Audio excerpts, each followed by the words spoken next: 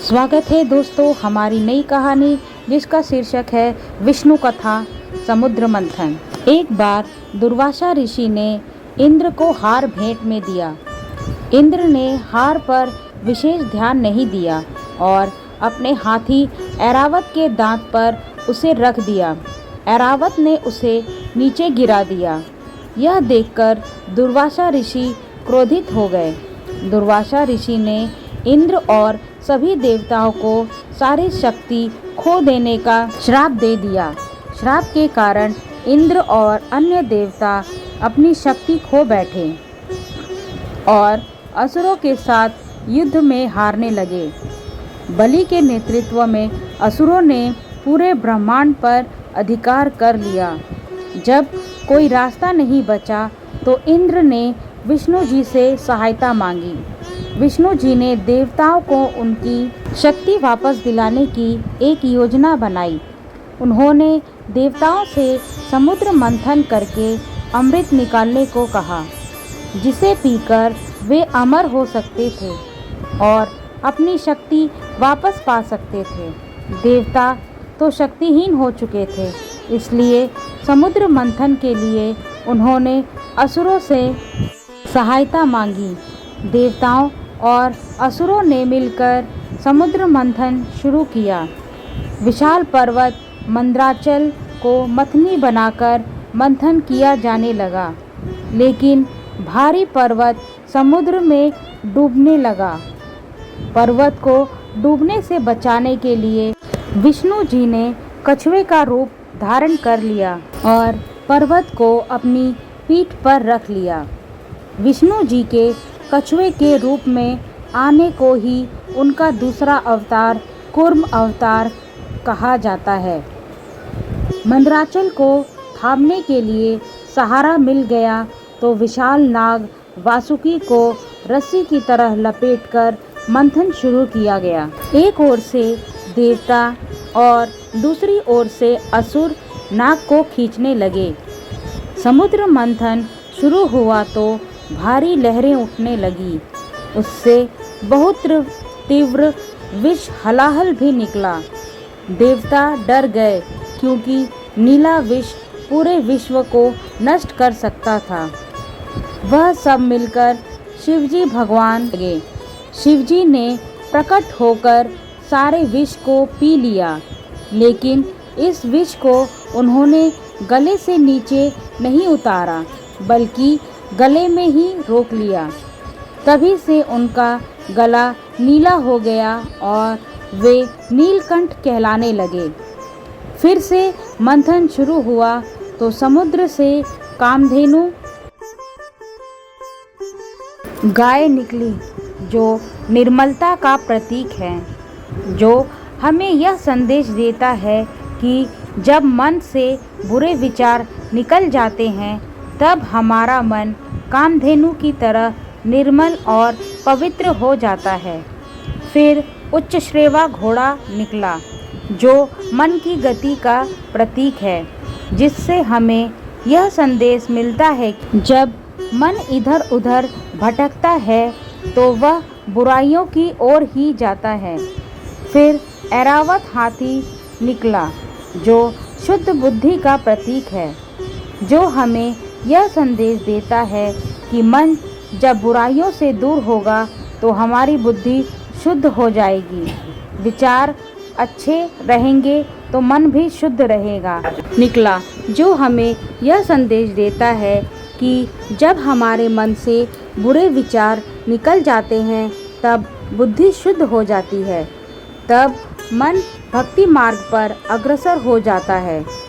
फिर कल्प वृक्ष निकला, जो सभी इच्छाओं को पूरा करने वाला वृक्ष है, जो हमें यह संदेश देता है कि भक्ति करते समय इच्छाओं को अलग कर देना चाहिए।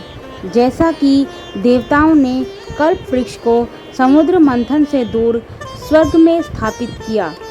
फिर अप्सरा रंभा निकली, जो कामवासना और स्वार्थ का पर्याय है, जो हमें यह प्रेरणा देता है कि हमें भक्ति के दौरान लालच नहीं करना चाहिए। अपने भक्ति मार्ग से विचलित होने से बचना चाहिए। फिर श्री लक्ष्मी रत्न निकली। लक्ष्मी जी को देवता, दानव, ऋषि मुनि सभी लेना चाहते थे, लेकिन उन्होंने विष्णु जी को चुना। देवी का संदेश है कि जहाँ धर्म और कर्म होगा वहाँ लक्ष्मी रहेंगी। फिर वारुणी देवी निकली, जो हमें संदेश देता है कि नशा करने वाला बुराई और कुमार्ग पर चले जाते हैं। उनकी बुद्धि काम नहीं करती, वे सही और गलत का फर्क नहीं कर पाते। फिर चंद्रमा निकले, जो हमें संदेश देते हैं कि जब हमारा मन सभी बुराइयों से मुक्त हो जाता है तब हमें शांति महसूस होती है।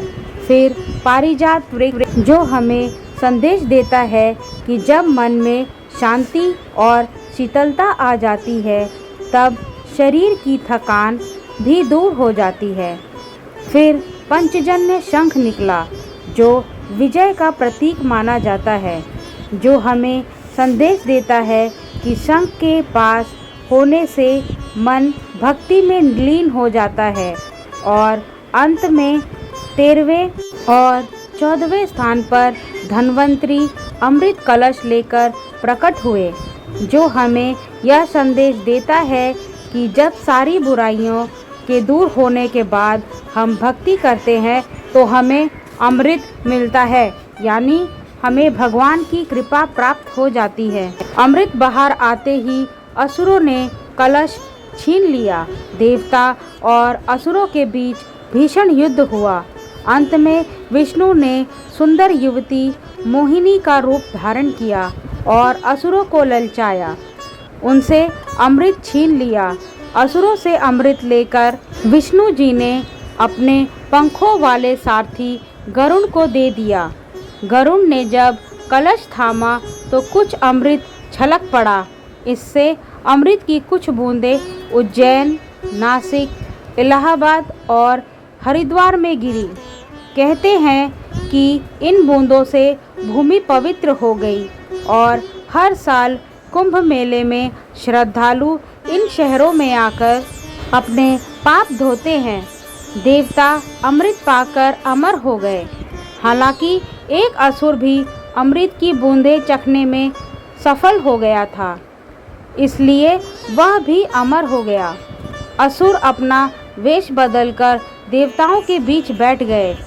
सूर्य और चंद्रमा ने उन्हें पहचान लिया और विष्णु से उनकी शिकायत कर दी।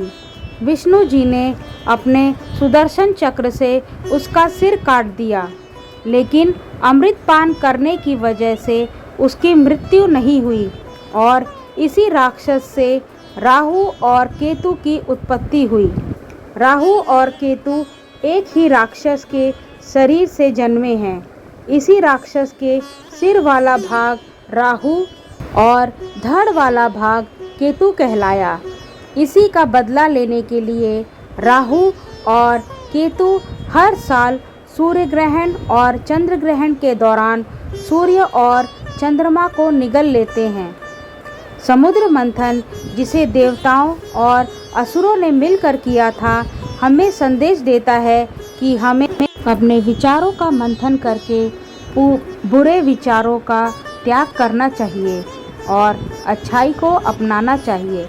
समुद्र मंथन के परिणाम स्वरूप जो 14 बहुमूल्य रत्नों की प्राप्ति हुई, सभी 14 रत्नों से जीवन में बहुत कुछ सीखा जा सकता है।